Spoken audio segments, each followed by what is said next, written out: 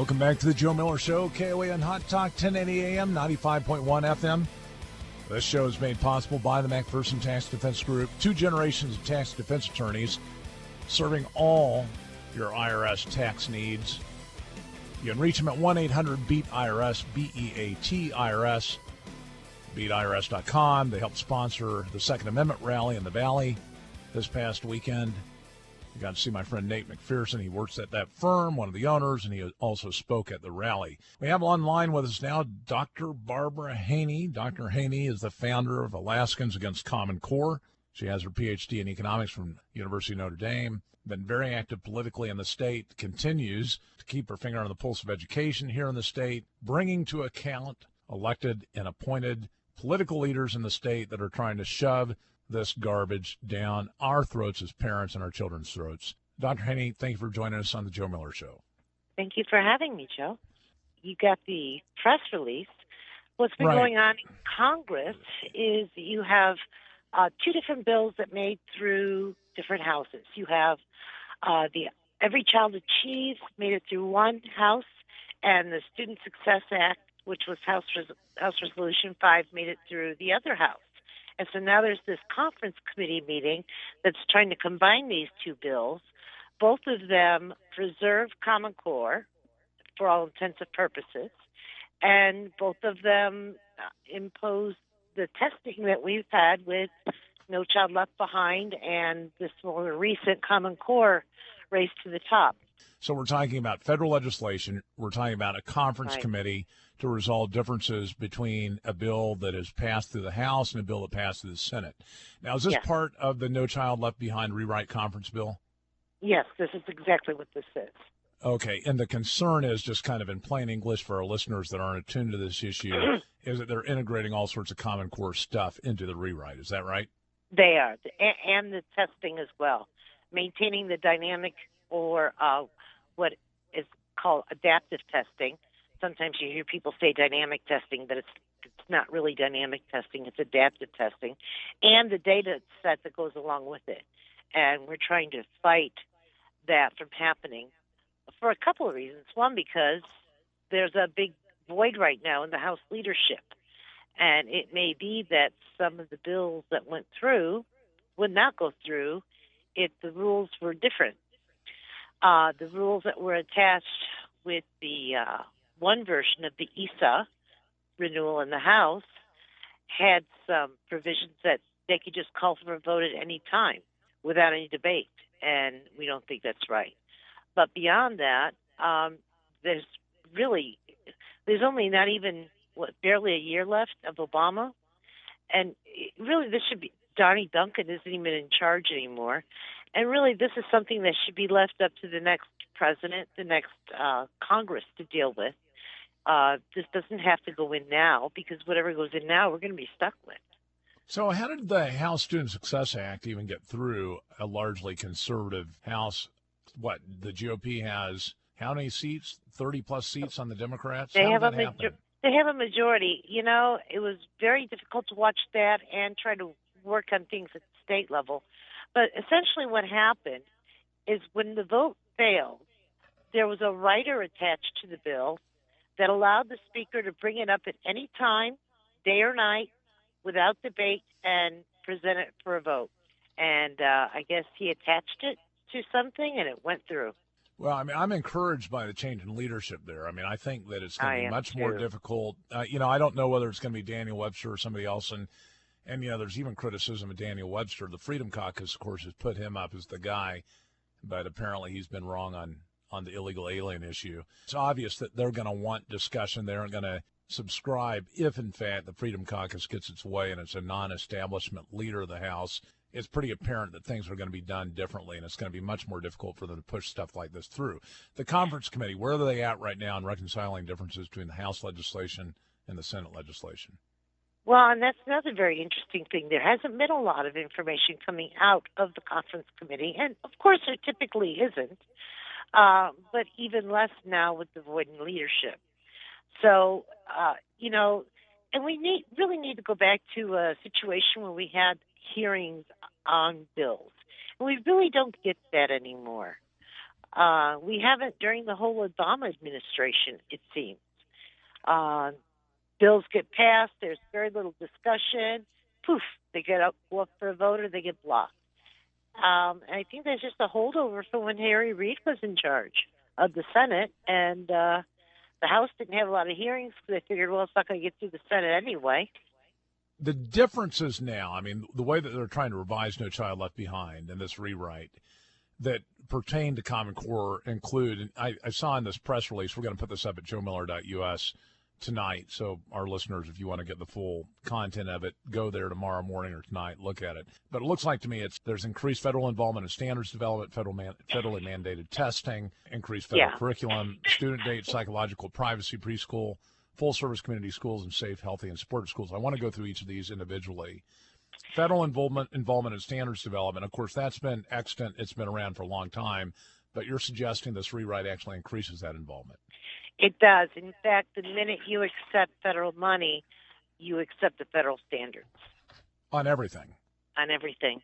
What about the commentary from the appointed head of education in Alaska that, in fact, it's Alaskans that are involved in developing the standards that the children are pursuing educationally rather than the feds? Well, for starters, you have over half the state already under Common Core directly because you had several districts along the coast actually adopt Common Core. But the Alaska standards, as you know, are very, very similar to the Common Core standards, so similar, in fact, that you adopt Common Core materials to be able to meet the Alaska standards.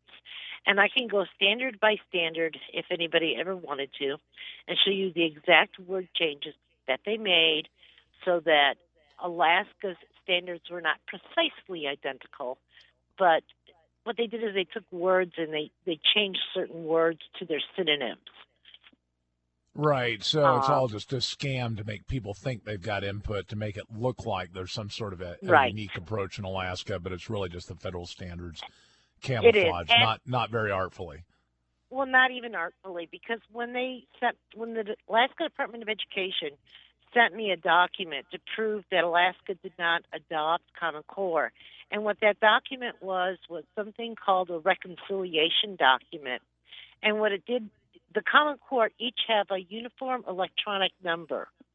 And this isn't a tinfoil hat thing. If you go to corestandards.org, go to developer tools, you will see there's a huge discussion on something called uniform electronic numbers. Those uniform electronic numbers that, like, for example, if you look at your kid's book and it has a standard, it has like 5 dot something dot something, okay? That's the uniform electronic number. Alaska standards have been correlated to those uniform electronic numbers, and that's how they're able to take all of your kids' lessons and roll it into a data set and develop metrics of your kid's brain, if you will. They use those uniform electronic numbers just like a store uses a barcode. And then they have an inventory system of your child's brain that mimics what you would for a store. Wow. So, I mean, it's an enormous database. We're going to talk more about this when we come back from break. We got a hard break coming up here. I've heard from some others, including a state legislator, that, in fact, a lot of this information or some of this information is actually shared internationally as well. It's not even kept at the national level, which in itself not constitutional. Stay with us, The Joe Miller Show. Back with Dr. Haney and after these messages.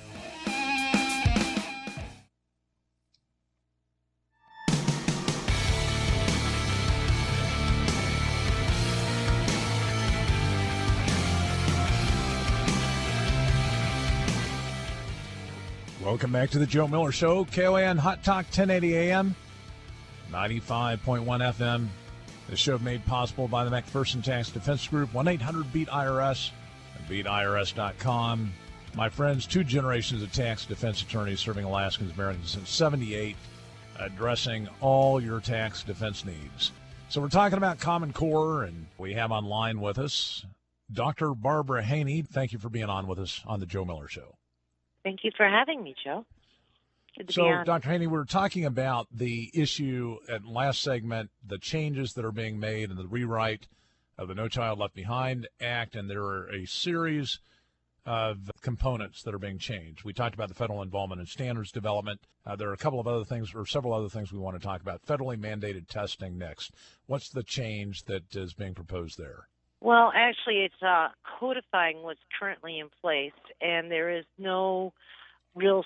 There is language to allow parents to refuse the test, but essentially, if the state accepts the money, then that section becomes void, and that's how it's looking like it's going to come out of the committee. And parent rights have to be respected in this bill. I'm not a big fan of ESEA anyway. We've had 50 years of it, and test scores have not improved in any way. My kids were able to opt out this last time. We had, in Alaska courses, the number of tests has increased, consistently over the years. 8 kids through the system. We still have 4 that are in the state. That amazed me. Every year there are additional tests. So last year, given in part, because of the information that you got out across the state, but also due to other sources of information, we decided to opt out of the testing. Of course, a little bit of pressure put on us. So you're suggesting that that's going to change, that parents that, for one reason or another, have opted out, they're going to be leveraged into being forced to take the test or being punished in some way. Is that right? Well, and we're also concerned that could extend to homeschool families that do not accept money, and that's even worse here on our end. So the state, in lieu of or anticipating the changes in No Child Left Behind, what they're doing is they're proposing, or they're going to do these performance tests on this year's test. That is an experimental component. They've never done a separate performance task before. That's going to be a permanent change for sure. And Wow. There's other things they've got coming down the pike. And the What real about the student? problem we're worried about is that these tests aren't reliable. There's no validity to the test, no known validity studies, and yet you're going to have students, teachers, principals all evaluated on these things.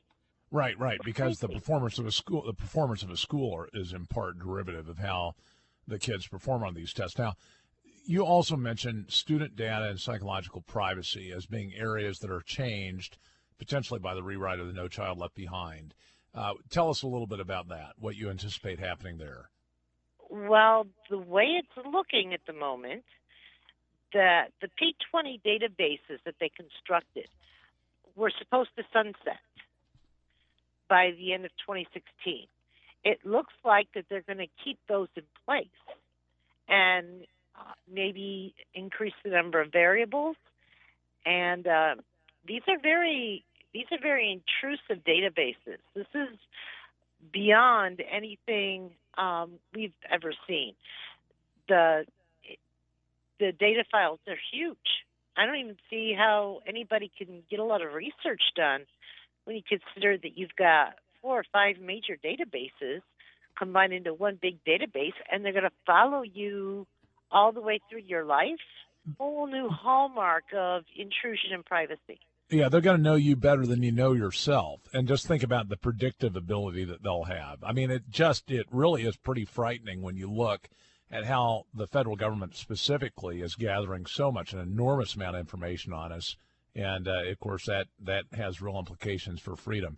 Preschool. We've only got a few minutes left here. What's going on with changes to preschool under the No Child Left Behind rewrite? Well, they're going to increase the amount of funding for school to start really at a much younger age. So instead of school starting at kindergarten, school will start at maybe what would now be a 3 or a 4-year-old. And so this notion of preschool is going to be, school is going to be extended into areas that we would traditionally consider preschool. Their goal, of course, is to get the kid as young as they can in this system. Full-service community schools and safe, healthy, and supportive schools. What's that all about? Well, now you're getting into something called social-emotional learning, which sounds all very nice and very good until you start getting into the details, because the devil is always in the details.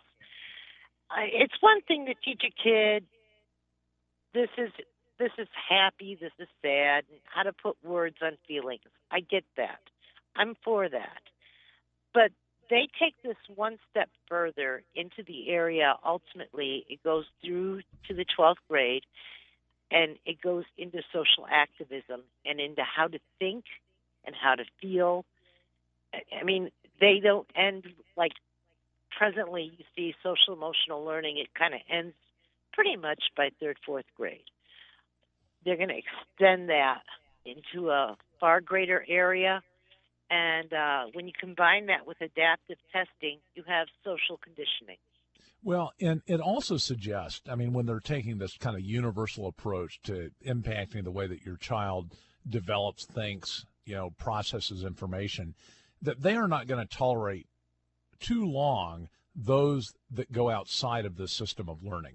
In other words, the homeschoolers. What have you seen? I'm asking you to go outside now, the No Child Left Behind rewrite.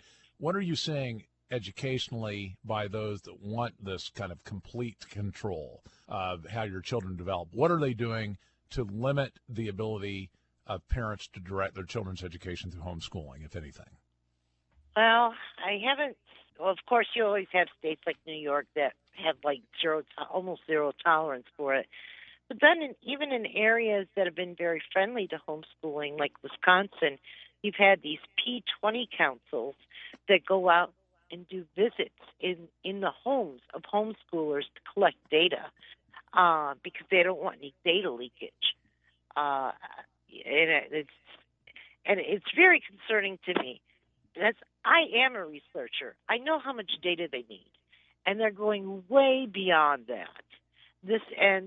The intent on this is not just to do research. If they did, they'd only need 1 or 2 schools in a few districts, okay? This is way beyond that. This is an effort to mold and shape thinking on the part of the next generation.